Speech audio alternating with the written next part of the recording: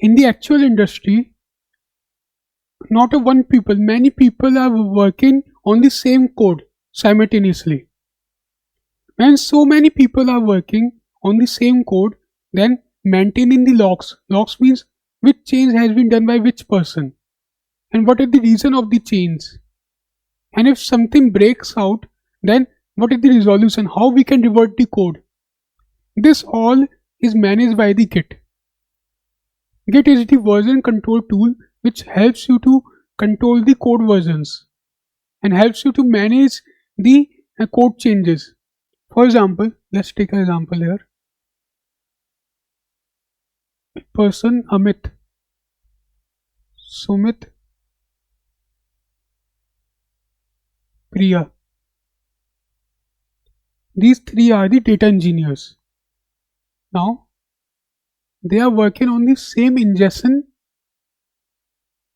code. For example, it's a API ingestion code. Now, on the 22nd of April, Priya did some changes. On the 5th of May, Sumit had done some changes. Now, Amit has done some changes on the 9th of May. Now we want to check what changes were done by the Priya, what changes were done by the Sumit, and what changes were done by the Amit. This all happens, this all controls to the Git. And if by chance, due to the Amit changes, code didn't work successfully and it gave you some type of error, then you have to revert your changes. You have to go back to the previous version. So who will help you there? Git. Now let's take one more practical example. Why Git is needed? Now question arises, why Git is needed? You all are familiar with one kind of file. For example, you are sharing one file to your client or to your manager. So at the first point, your file name is example name.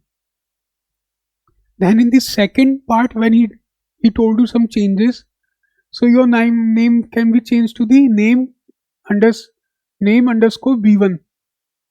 Then again it will change to the name underscore v2 and so on till when your file is not finalized. So it is so confusing. We all are familiar with this kind of problem we face in the industry. So Git solves this because Git knows, yes, 3 days back these were the changes which we have done. Today we have done the changes. So file name will be the same, stat.py, and Git will store all the history of that file. So Git is a very important tool which helps you in storing the history and the versions of your code. In the Git, there are few technical terms which we need to understand before moving forward. First one is the commit. Commit means when we do some changes and when we finalize the changes, yes, we are ready for the changes, then we do the commit in the code. Commit is like a checkpoint. Okay, we will see this in the detail in the later lectures. Git versus GitHub. Now, Git is the local system which manages your files in your local systems. GitHub is the server-based system.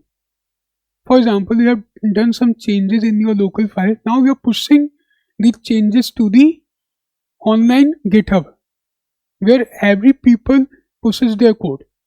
So GitHub is the online common platform. Git is your local system for your individual changes. Once your changes are finalized, then you push your changes to the Git to the GitHub.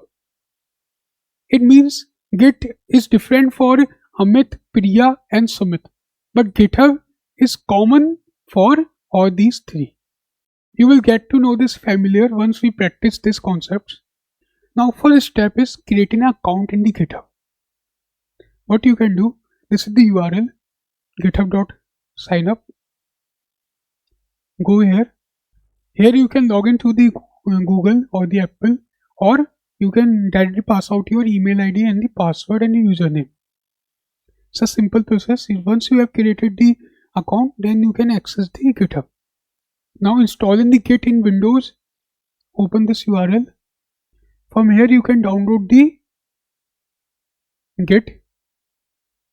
You can download the Git from here directly and you can install it. It's a simple process here. Once it is installed, you will get the Git, bash, cmd, GUI, everything available in your system. Now, this is the Git, but have you heard about the VS Code? VS Code is a very important tool to make the file changes. It can be integrated with n number of programming languages. It is compatible with Python, SQL, C, Java, anything. What's its work? It will help you to do the changes in the code. All the files in the folder will appear on the left hand side, and the right hand side you will get the file content. You can do the changes here. Git will be integrated with the VS Code in an automatic way. You don't have to do anything special here. Just download these two software and install it. It's an easy installation. Once you have installed it, then we will start the concepts of the Git in detail in the next lecture. Thank you.